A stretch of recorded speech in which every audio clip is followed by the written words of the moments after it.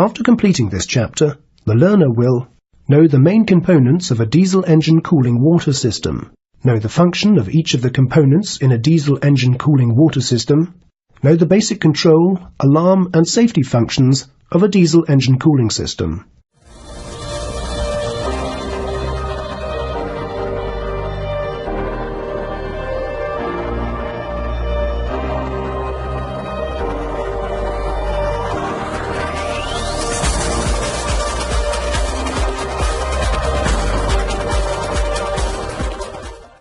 The illustration shows the main components of a typical basic jacket water cooling system. We will look at each of the components and identify the roles they have within the system. We will also look at some of the different types that are commonly used. You can compare them with the systems on board your current vessel. Most of the cooling water systems that you will come across will use some form of electrically driven centrifugal pump as the main flow generator for the coolant. On many smaller engines, the circulating pump will be engine-driven. These pumps, which are a type of rotodynamic pump, use a rotating impeller to give the fluid kinetic energy by accelerating the fluid from the center of the impeller, the eye, towards the outer edge. This kinetic energy is converted into static pressure, either by using a volute casing or a vaned diffuser ring, and it is this increased pressure which gives the system flow. Many pump designs use a combination of volute casing and diffuser to increase the available pressure. The system pressure is dictated by the discharge head, or the height that the pump has to deliver to. As a general guide, pumps with large diameter, shallow impellers are used where high pressures are required and volume is unimportant, while those with smaller diameter, deep impellers are used where volume is the main concern. Multi-stage types, using 2 or more impellers in series, can be used where higher pressures are required. You will probably find that most of the centrifugal pumps used in the cooling systems on board your vessel are of the single-stage type, using a combination of diffuser ring and volute casing. The impellers will be of moderate diameter and depth. This will give adequate pressure and sufficient flow for most systems. You should click on the buttons to see how the volute casing and diffuser ring work. As the fluid enters the center of the impeller, the centrifugal action causes it to move outwards along the impeller vanes, accelerating it as it goes. The vanes are shaped to assist in driving the fluid around and outward while increasing the speed. The natural centrifugal action adds to the outward radial movement. As the fluid leaves the impeller edge, it is gathered in the volute of the casing. As you can see, the volute casing is shaped to have an increasing cross-section as you move along it towards the pump outlet. This causes the fluid speed to decrease, and the kinetic energy is converted into static pressure. As the fluid enters the center of the impeller, the centrifugal action causes it to move outwards along the impeller vanes, accelerating it as it goes. The vanes are shaped to assist in driving the fluid around and outward while increasing the speed. The natural centrifugal action adds to the outward radial movement. As the fluid leaves the impeller edge, it enters the channels between the diffuser ring vanes. As you can see, the diffuser vanes are shaped to have an increasing cross-section as you move to the outer end. This causes the fluid speed to decrease, and the kinetic energy is converted into static pressure. Some centrifugal pump designs have both a diffuser ring and a volute casing in the same unit. The operating principle is similar to that already described, but higher pressures can be obtained in this arrangement. Heat exchangers, as the name suggests, are devices designed to allow transfer of heat from one substance to another. For the cooling systems that we are concerned with, this transfer is normally from the primary to secondary cooling fluids. Although there are many types of heat exchanger, they are generally designed in such a way that a barrier is formed to separate the two fluids. Heat is transferred from the hot fluid to the cold fluid by conduction through the barrier, mainly by a combination of conduction and convection to the cold fluid. Where air is one of the fluids, convection and radiation are the main transfer mechanisms. Heat transfer rates depend on the fluid's properties, the temperature differentials, the barrier materials, and the type of flow. The heat transfer rate can be affected by fouling of the fluid contact surfaces and changes to the fluid flow. Heat exchangers can be arranged for parallel flow, both fluids travelling in the same direction, counterflow, fluids travel in opposite direction, or cross-flow, fluids flowing at right angles. They can also be arranged for different flow paths or passes. Single pass is where the fluids enter at one end or side and flow to the other end or side to exit. Double pass is where the fluids exit at the same end as they enter, having passed up and down the length of the heat exchanger.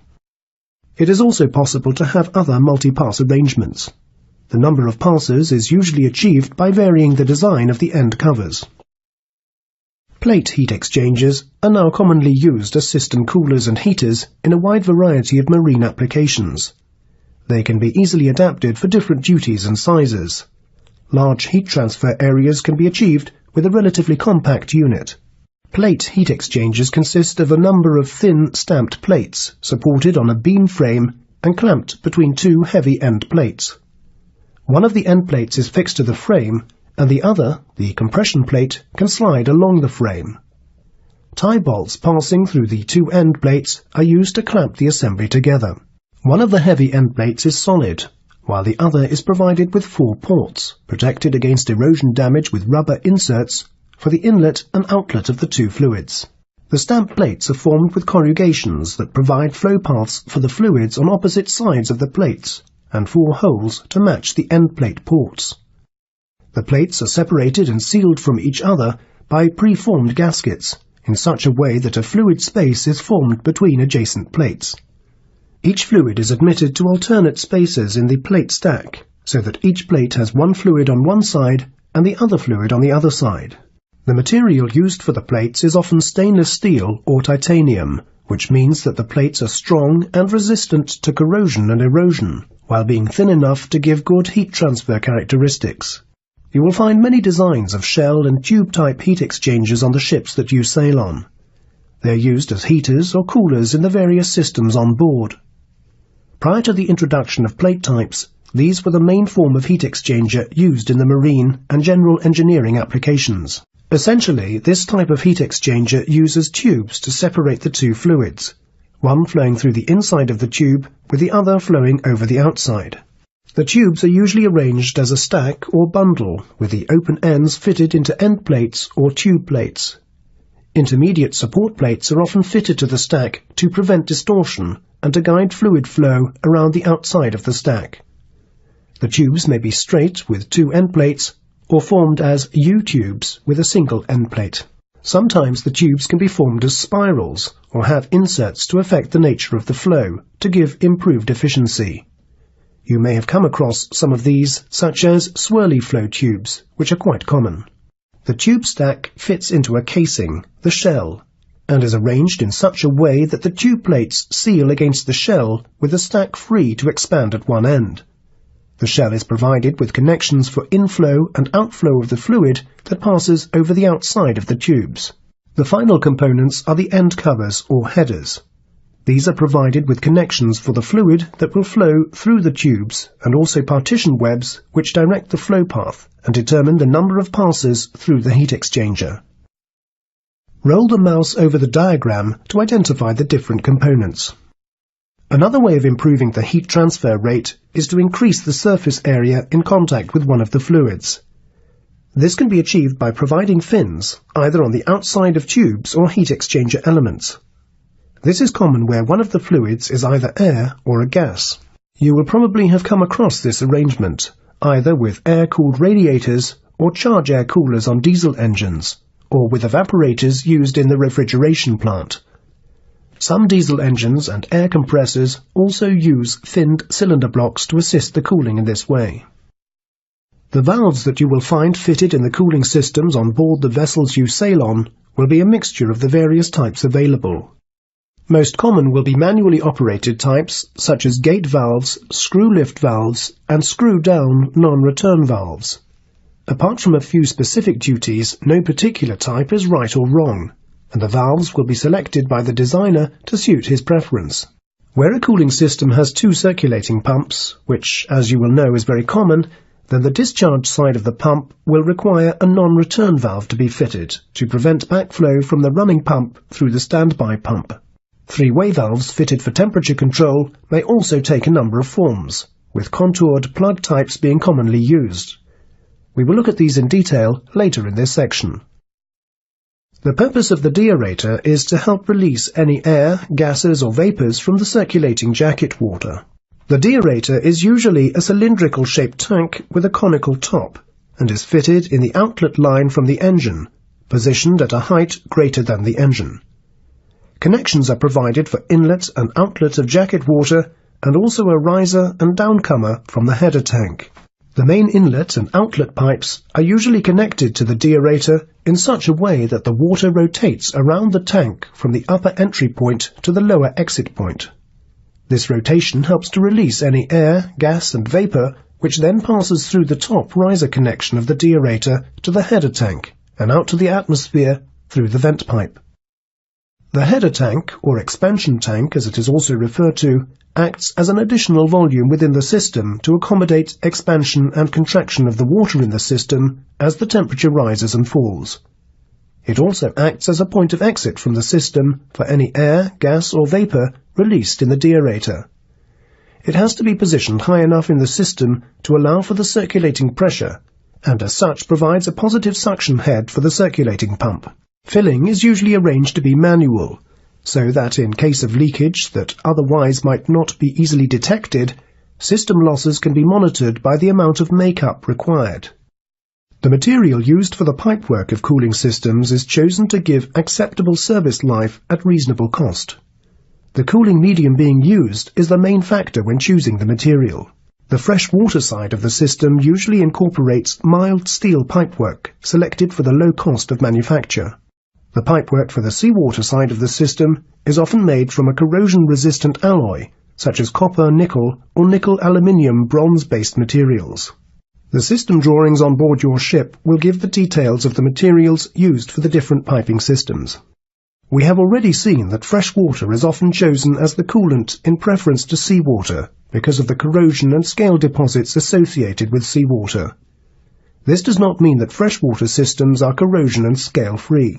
Fresh water, as opposed to distilled water, still has an appreciable mineral salt content. The actual concentration and nature of the minerals depends on the source of the fresh water. These minerals can lead to scale formation and also corrosion, particularly at higher temperatures. In many cases, the fresh water produced on board the ship is almost pure distilled water, with a very low mineral content, often less than 5 parts per million measured as chlorides. The water is likely to be slightly acidic and needs to be treated with chemicals to make it slightly alkaline. The treatment chemicals are often combined with corrosion inhibitors to further protect the system components. Concentration testing is usually done with a simple color comparator. We will look at the actual treatments and test methods in a later chapter. Some systems have facility for adding the chemicals to the system through a special dosage pot. In other systems, the treatment is added via the header tank. In order to monitor the performance of a diesel engine and the associated systems, it is necessary to have suitable instrumentation available to establish the values of key parameters. For the cooling systems, this means there must be thermometers for temperature readings, as well as pressure gauges. There also needs to be suitable alarms for temperature, pressure, flow and level. Some of these will be linked to automatic slowdown and shutdown of the engine. As an absolute minimum, there should be thermometers at the inlet and outlet from the engine and a pressure gauge at the pump discharge. In practice, as you will be able to see from the systems on board your vessel, there is usually more instrumentation than this fitted, which allows better monitoring and fault diagnosis of the system. In order to monitor the performance of a cooling system effectively, it is not really sufficient to have only the inlet and outlet temperatures and pressure of the system. You will also need to have detailed information as to the efficiency of the heat exchangers. With suitable instrumentation, this is easily achieved. During operation, the effectiveness of a heat exchanger will be adversely affected by fouling, either scale build-up or blockage. By measuring the temperature difference across the primary and secondary coolant sides of the heat exchanger, it is possible to pinpoint where fouling has occurred. Imagine a scale build-up on the inside of the tubes of the cooler in a jacket cooling water system. There will be very little restriction to flow, and pressure drops across the cooler will be almost normal. However, the scale will act as an insulator, blocking the heat transfer. Very little heat will be taken from the primary coolant, the jacket water, and heat transfer to the secondary coolant, the seawater, will be reduced.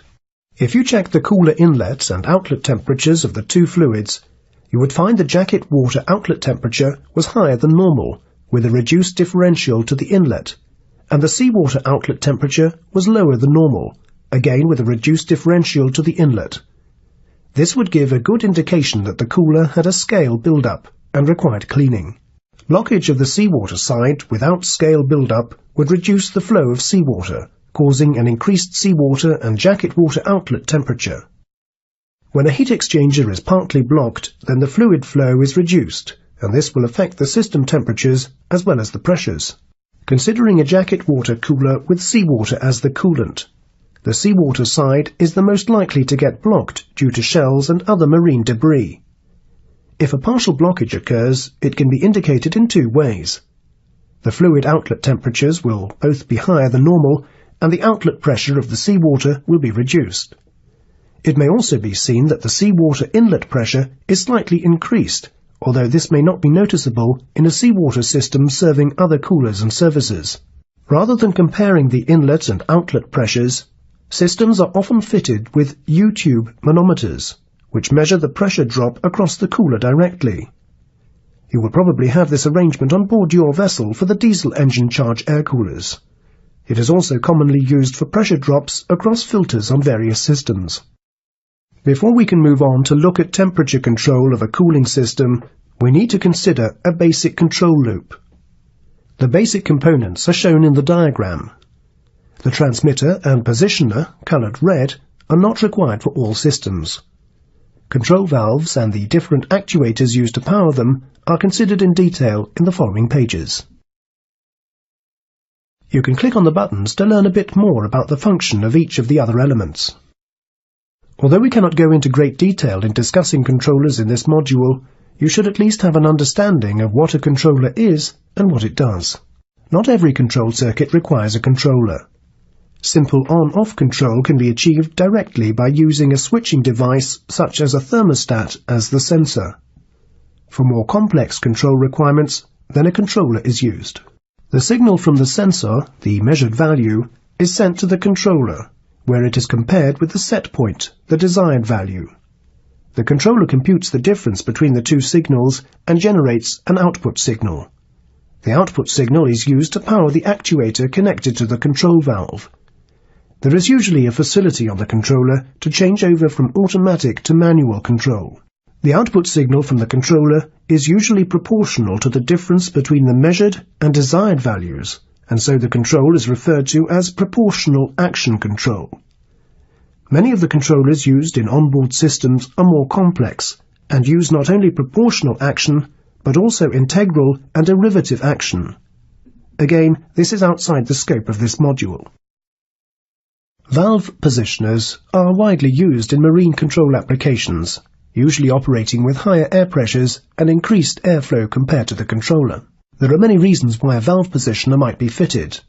Some of the common ones are when accurate valve positioning is required, to speed up the valve response, to act as an amplifier for the controller output signal, when there is a lot of friction in the valve, and where varying differential pressures within the fluid would cause the valve plug position to vary. Positioners can also be used with a suitable electro-pneumatic converter to operate a pneumatically actuated control valve in response to a direct signal from an electrical controller or sensor.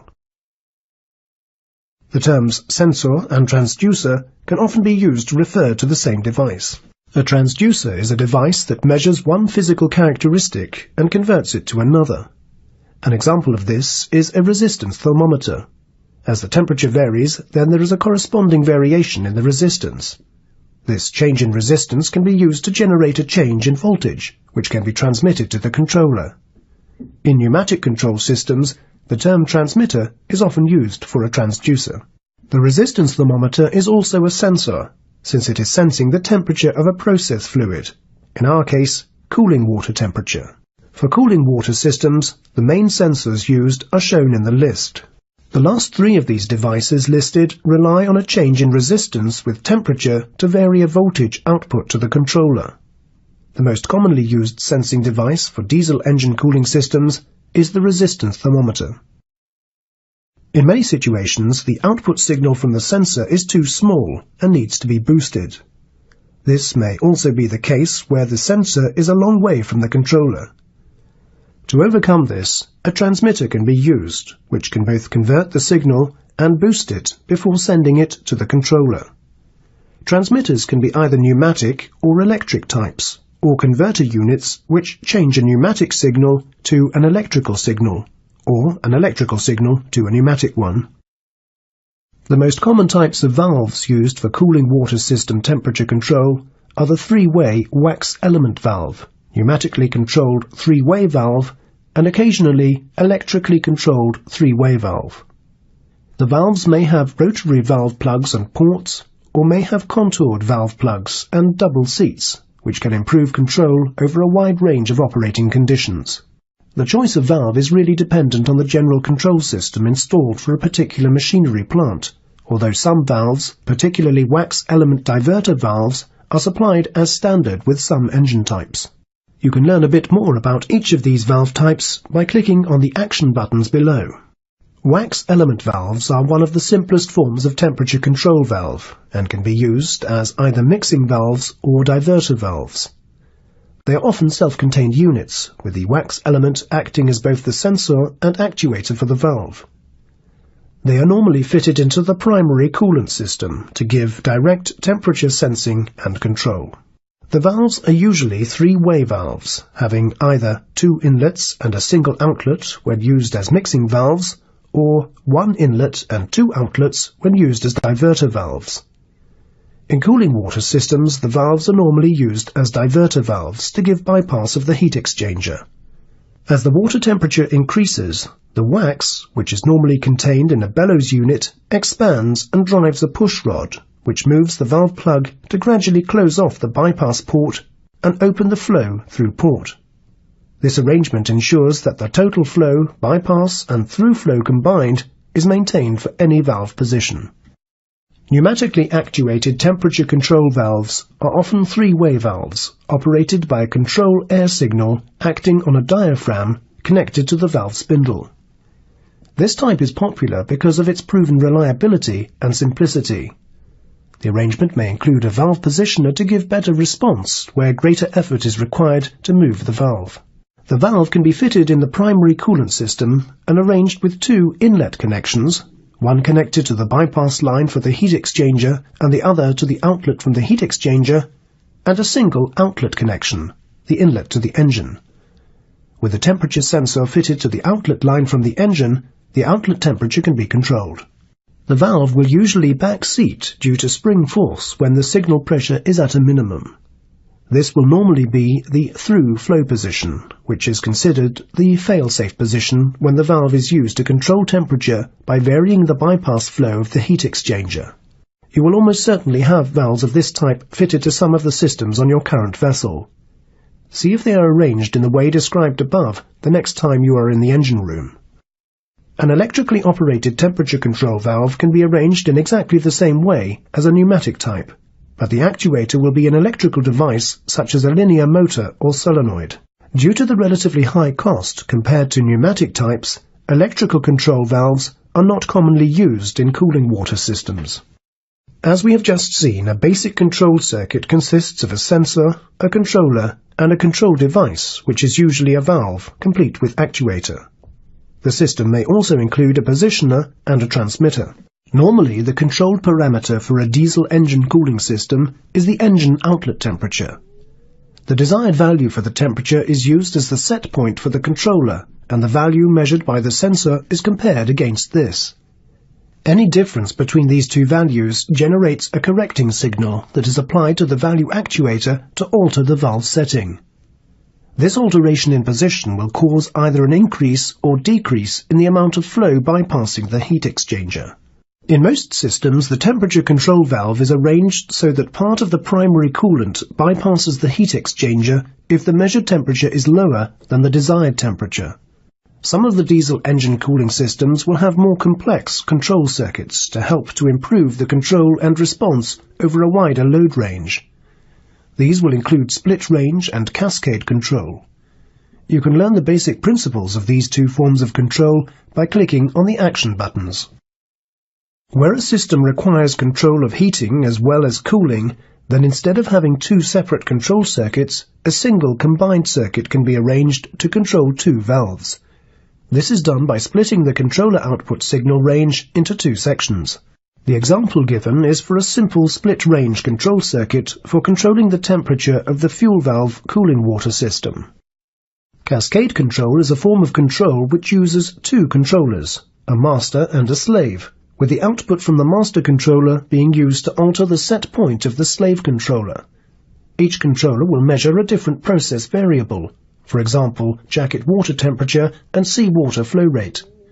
With this arrangement, faster response can be achieved over a wide load range. For applications where heating and cooling are required, the cascade system can be adapted so that the slave controller operates as a split-range controller.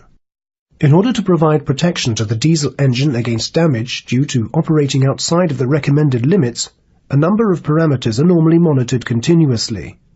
Many of these are associated with the engine cooling water systems. For those parameters which are considered essential for safe operations, safety devices which give automatic slowdown or shutdown are provided in addition to audible and visual alarms.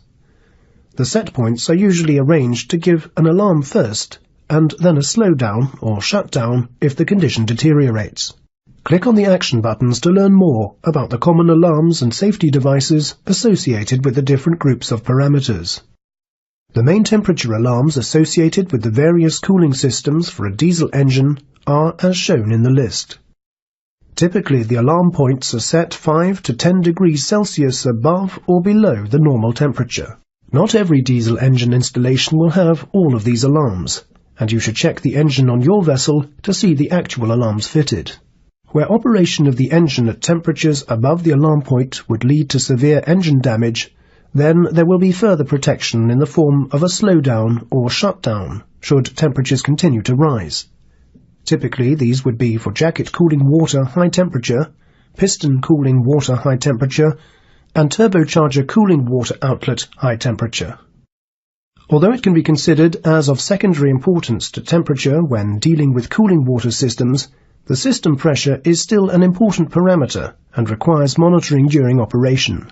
There will normally be low-pressure alarms fitted for all of the diesel engine cooling water systems at the inlet to the engine.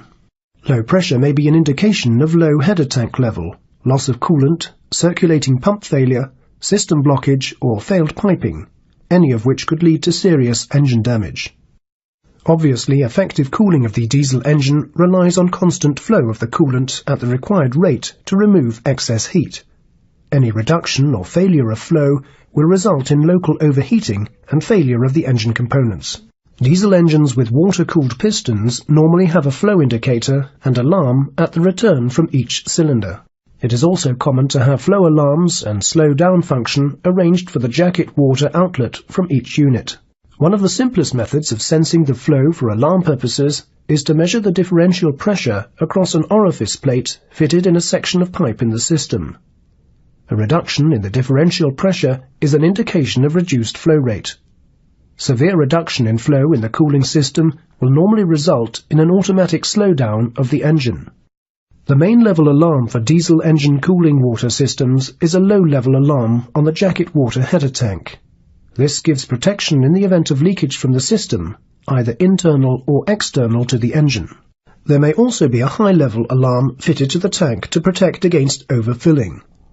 A high-level alarm can also give protection if, due to a cracked liner or cylinder cover, combustion gas enters the system and causes foaming of the water in the header tank. There may also be high and low-level alarms fitted to the reservoir tanks for any other cooling water systems to give protection due to either cross-leakage from secondary coolant or loss of water due to leakage. When testing any of the alarms or safety device functions, care must always be taken to ensure there is no danger of injury to personnel or machinery damage. A suitable risk assessment should always be made, permit to work obtained, and relevant personnel informed before any testing is carried out. The methods used should give a realistic simulation of the actual event, so that the function is properly tested rather than just checking the switch action. The following preferred methods for testing alarms, slowdowns and shutdowns should be used, taking into account any specific instructions from the manufacturer. Temperature. Place the temperature sensor into a test tank provided with a heating element and thermometer.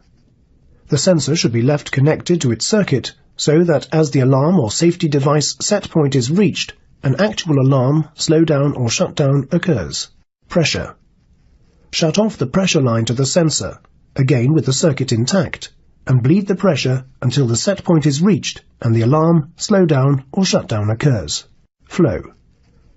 The signal should be gradually shut off until the alarm, slowdown or shutdown occurs.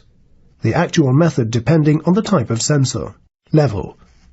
Normally this will be a float alarm, with either a separate float chamber or with the float placed directly in the tank. The preferred test method is to isolate and drain the float chamber, or push down the float until the alarm, slowdown or shutdown occurs. In this chapter, we have looked at the various components that make up the diesel engine cooling water systems that can be found on board. You should now be aware of the different systems that are required, and also the common types of component within the systems and the function of each of them. We have also considered the various temperature control methods and the alarm and safety devices that may be fitted to the systems.